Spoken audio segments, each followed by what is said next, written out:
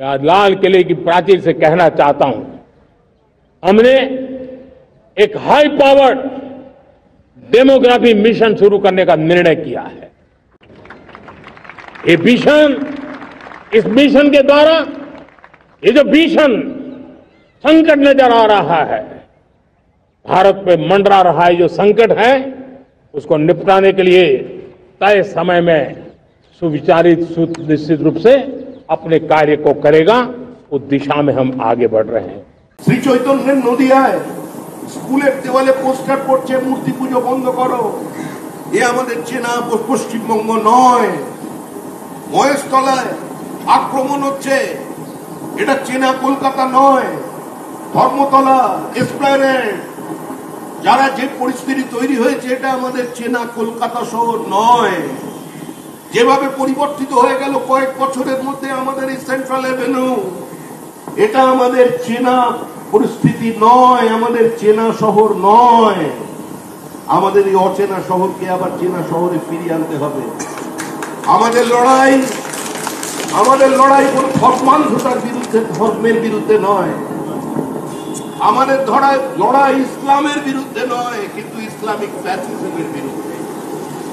যারা যেতে পারে, ছোট ছোট ছেলে মেয়েরা যে রেডিকালাইজড হয়ে যাচ্ছে, তাদের সচেতন হতে হবে। আর আজকের দিনে সমস্ত বাঙালি মুসলমানকেও মনে করতে হবে কতদিন আর তৃতীয় শ্রেণীর নাগরিক হিসেবে বেঁচে থাকবেন, কতদিন ভোটার হিসেবে বাঁচবেন, কতদিন মুরগি হিসেবে বাঁচবেন, কতদিন রাজনৈতিক দলের হাতের ক্রীড়নক হয়ে বাঁচবেন। যারা আপনাদের ধর্ম বিশ্বাসকে নিয়ে রাজনীতি করবেন, তাদের বাড়িতে দুটো তিনটে ছেলে মেয়ে, কোথায় পড়েছে, পড়াশোনা করেছে, ফিরাদ হাকিমের মেয়ে কোন স্কুলে পড়েছে, জাভেদ খানের ছেলে, যারা এখানে বিভিন্ন জায়গায় বিভিন্ন পীরের আসনে বসে আছেন, কজন সন্তান সন্ততির জন্ম দিয়েছেন, আর কজনকে কোন স্কুলে পাঠিয়েছেন, এদের সবাই ছেলে মেয়ে 2 কিংবা 3 পড়ে ইংলিশ মিডিয়াম স্কুলে। আর যাদের ভোটের জন্য যায় তাদের গিয়ে বলে সংখ্যা বাড়াও, সংখ্যা না বাড়ালে একদিন আমরা তৈরি হয়ে যাব। কিন্তু সুরাবর্তীর ভাষায় কথা চলছে। রাজ্যের যিনি মহানাগরিক তিনি বলছেন সেদিনের আর বেশি দেরি নেই যেদিন 50% বেশি মানুষ উর্দুতে কথা বলবে। পশ্চিমবঙ্গের মানুষ এটা মেনে নেবেন? রাজ্য থাকলে দল থাকবে, রাজ্য থাকলে তৃণমূল থাকবে। আমরা দেখেছি ডোমজুড়ে কি ভাষায় রাজ্যের মুখ্যমন্ত্রী মমতা বন্দ্যোপাধ্যায়কে আক্রমণ করা হয়েছিল। কোন রাজনৈতিক দল প্রতিবাদ করেনি, বিজেপি প্রতিবাদ করেছে। একজন মহিলা মুখ্যমন্ত্রীকে এই ভাষায় আক্রমণের আজকে ঔদ্ধত্য যারা দেখাচ্ছে, এদের মাথা ভেঙে গুঁড়িয়ে দিতে হবে। একটা কথা, যাদের সঙ্গে আজকে হাতে হাত ধরেছেন, এখানে যাদের বিরোধিতা করে দিল্লিতে গিয়ে একসঙ্গে কংগ্রেস, সিপিএম, তৃণমূল, মানে একদম জমাট ব্যাপার, প্রেম মানে ভালোবাসা, আপনি কোথায় ধরে রাখবে বোঝা যাচ্ছে।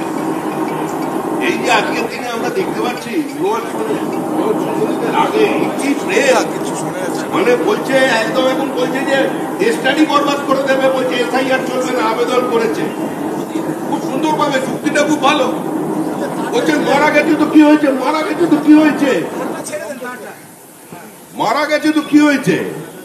যারা মারা গেছে তারাও তো মানুষ ছিল, যারা মারা গেছে তারাও তো কারো জেঠু ছিল, কারো প্রেমিক ছিল। তাই যারা মারা গেছে ওদের নামটা ভোটার লিস্টে রেখে দিতে। ওরা রোহিঙ্গা, ওরা মায়ানমার থেকে তাড়া খেয়েছে, বাংলাদেশে ঢুকেছে, বাংলাদেশ তাড়া করেছে, ওরাও তো মানুষ, ওদের এখানে রেখে দিতে হবে। একদিন যারা বলেছিল যে দেশটা নাপাক, অপবিত্র, দারুল হার যুদ্ধভূমি, যারা বলেছিলেন এই কলকাতার মাটিতে দাঁড়িয়ে এখান থেকে মিছিল গিয়েছিল, কান মে বিড়ি মুহ মে পান লড়কে লেঙ্গে পাকিস্তান, যারা এই কলকাতার বুকে দাঁড়িয়ে আজকের দিনে স্লোগান তুলেছিল হজ কে লিয়ে পাকিস্তান, লড়কে লেঙ্গে হিন্দুস্তান, আজকে আবার তারা আসছে দেশের ভিতরে, আবার আসছে। আর তাদের স্বাগত জানানো হচ্ছে একদম পুরো ধূপ ধুনো দিয়ে শাক বাজি, এসো এসো, আমরা আছি, আরো কাছে, আরো কাছে এসো, ভোটার লিস্টের মধ্যে ঢুকে পড়ো। কেউ যদি মনে করে থাকেন সুপ্রিম কোর্টের কালকের রায় উজ্জীবিত হয়ে যাবেন, সুপ্রিম কোর্ট বলেছে আধারকে মান্যতা দিতে হবে, গ্রহণ করতে হবে, কিন্তু জাল আধারকে মান্যতা দিতে হবে এ কথা বলেনি সুপ্রিম কোর্ট। এ কথা কোথাও সুপ্রিম কোর্ট বলেনি। আর সুপ্রিম কোর্ট কোন নাগরিকত্বের পরিচয়পত্র নয়। সুপ্রিম কোর্টের ভার্ডিক্ট প্রয়োজনে চ্যালেঞ্জ হয়ে যাবে। একমাত্র রাজ্য পশ্চিমবঙ্গ সারা ভারতবর্ষের মধ্যে যেখানে জনসংখ্যার থেকে বেশি আধার কার্ড ইস্যু হয়ে গেছে। আপনি দিল্লিতে যান, এটা তথ্য, এটা আমরা দায়িত্ব নিয়ে বলছি, একমাত্র রাজ্য পশ্চিমবঙ্গ যেখানে জনসংখ্যার থেকে বেশি আধার কার্ড আছে। দিল্লিতে যান, গুরগাঁওয়ে যান, নয়ডায় যান, মানে আশেপাশে দিল্লির উপকণ্ঠে হরিয়ানায় বাড়িতে আর কাজের লোক পাওয়া যাচ্ছে না। আর যারা কাজের লোক ছিলেন তাদের ডাবল হয়ে গেছে। কারণ কি? বিহারের কুতোয় সব পালিয়েছে। লক্ষ্মী, সোনা, মোনা, কত নাম সিঁদুর পরে ঢুকে পড়েছিল কাজে বাংলাদেশ থেকে পাঠিয়েছে। এখন কাউকে খুঁজে পাওয়া যাচ্ছে না। ও বিহারে ওখানে হচ্ছে, বিহারে ওখানে নাম কাটা হচ্ছে, অ্যাকশন হচ্ছে এখানে। কারণ তৃণমূল মৃত্যু ঘন্টা শুনতে পেয়েছে, মৃত্যু ঘন্টা। আরে এটা কাল লড়া। ভোটার লিস্টে রিভিশন হবে না। ৭৯ বছর বয়স হয়ে গেল দেশের।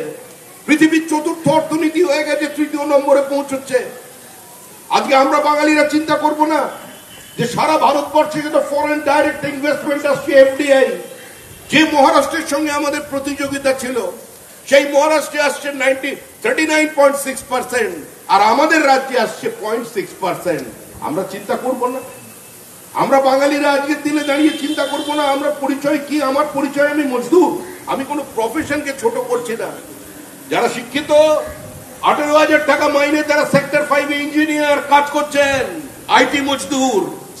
আর বাদ বাকি বাঙালির পরিচয় হচ্ছে এখন বাংলার বাইরে রাজমিস্ত্রি, কলের মিস্ত্রি। এটা হচ্ছে আমাদের পরিচয়। বাঙালি নাকি এগিয়ে আছে, চিন্তা করছে এগিয়ে বাংলা। জগন্নাথ দেবকে ধরে নিয়ে এসছেন ওপার থেকে এপারে, এবারে সমুদ্র পেরিয়ে, মানে পুরী জগন্নাথ দেব পর্যন্ত চ্যালেঞ্জ। সব জায়গায় গন্ডগোলের ব্যাপার। ওখানেও ওএমআর সিটের মতো কিছু আছে। ওএমআর সিট তো খুঁজে পাওয়া গেল না, খেয়ে হজম করে ফেলল। 40,000 চাকরি বিক্রি হয়ে গেল। 200 কোটি টাকা হিটকর খরচা করে জগন্নাথ দেবের মন্দির, আইনের ফাঁক। জগন্নাথ দেব কালচারাল অ্যাসোসিয়েশন না কালচারাল সেন্টার, যেই মাত্র মন্দিরের সামনে নারকল ফাটালেন, ফেটেছে কিনা জানি না, ফাটেনি। মানে ওখানে জগন্নাথ দেব আপত্তি করেছে, নারকল ফাটেনি। নারকল যখন ফাটেনি, না ফাটার পরে রাগ করে তারপরে জগন্নাথ দেবকে চ্যালেঞ্জ করে দিলেন, বললেন এটা জগন্নাথ ধাম। এবার পুরীর জগন্নাথ দেব ভাবছি একে আমি বাঁচাবো কি করে? কালী কলকাতা বালি যে ফাইল ছেড়ে দিয়েছে, মা কালী বলছে আমার পক্ষে সম্ভব নয়। তুমি এত খেয়েছো, আমি এ হজম করানো আমার কাছে কোনো ডাইজেস্টিভ এনজাইম নেই, আমি পারবো না।